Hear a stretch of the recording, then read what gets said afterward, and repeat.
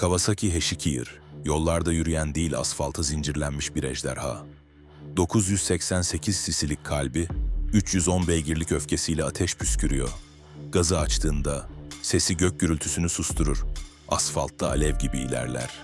Bu makinenin önünde saygı duruşuna geçilir. Hızıyla rüzgarı değil, kendi ejderha nefesini yarıştırır.